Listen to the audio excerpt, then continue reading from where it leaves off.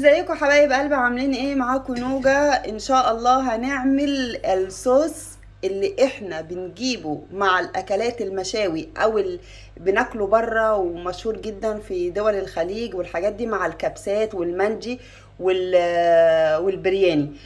الصوص ده اسمه صوص الشتني، تحس طعمه جميل جدا كده، بس انتي مش عارفة ايه طريقته. انا عرفت لكم طريقته، وطريقته سهلة جدا. ده الشتني يا جماعة، صوص جميل جدا بيتضاف للجميع المشاوي والاكلات اللي هي البرياني والكبسه والمندي، وبتلاقي طعمه جميل جدا وبيدي نكهه حلوه جدا جدا للاكل. شوفوا معايا الطريقه وقولوا لي هنعملها ازاي. مكوناته طبعا قليله جدا وموجوده في كل بيت. تعالوا بينا نشوف الطريقه ونشوف المكونات بتاعته. اول حاجه معايا طماطمتين، ولو انت عندك العدد كبير بتكتري في الطماطم والمكونات اللي انا بقولك عليها دي. معايا جنزبيل فريش، ولو مفيش استخدمي جنزبيل بودر، بس هو الافضل الفريش بيدي طعم حلو. المكون الاساسي هو الثوم. المكون الاساسي هو الثوم، 5 فصوص ثوم كبار.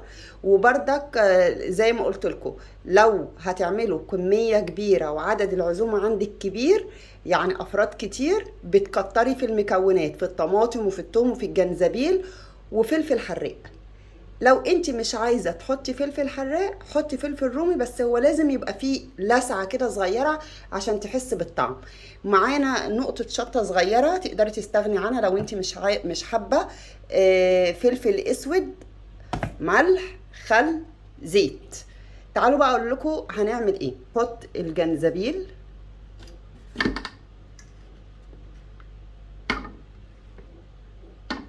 وهنحط فصوص الثوم،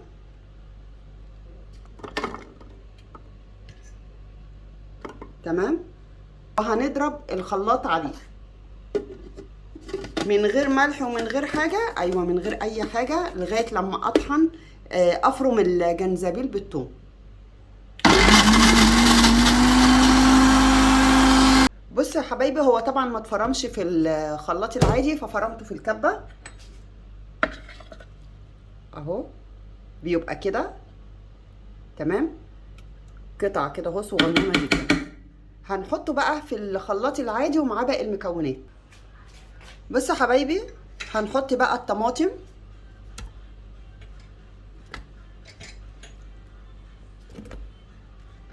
وهنحط قطعت انا قطعه فلفل رومي صغنونه عشان بحب طعم الفلفل مع الفلفل الحراق، تمام كده.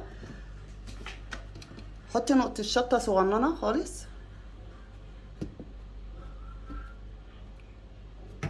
حطي شويه فلفل اسود، وهنحط شويه ملح، تمام، وهنحط خل شويه حلوين كده، وهنحط حوالي شويه حلوين بس. هرجع واقول لكم تاني، الحاجات ديت لعدد افراد قليلين. لو عندك عزومه بتكتري في المكونات وفي التوابل وفي الزيت وفي الخل، تمام. نضرب بقى. عايزه اقول لكم حاجه، لو الطماطم معاكم خضره حطي معلقه صلصه. ايوه، صلصه بيدي لون حلو جامد جدا كده، وبيخليها لونها محمر حلو كده. ولو عايزه تضيفي شويه شبت صغيرين ضيفي، بس انا ما جربتهاش بالشبت، انا جربتها زي ما بقول لكم كده، وطالعه الطعم جنان. عارفين يعني ايه الطعم جنان؟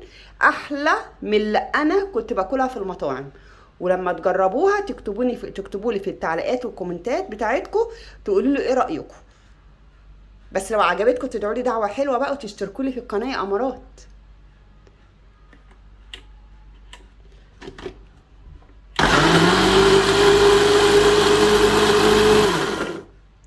هنضيف شويه ميه صغيرين،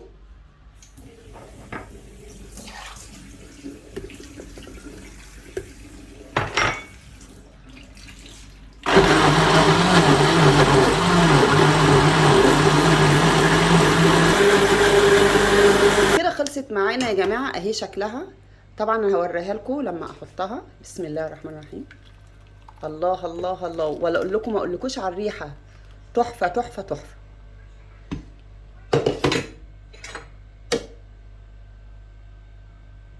بصوا، وده بيبقى السمك بتاعها، ما تقلهاش اكتر من كده عشان لما تيجي تضيفيها على الرز او الاكله اللي انت عاملاها تلاقيها سلسه كده معاكي. ندوقها بقى عشان انا بحبها قوي. بسم الله.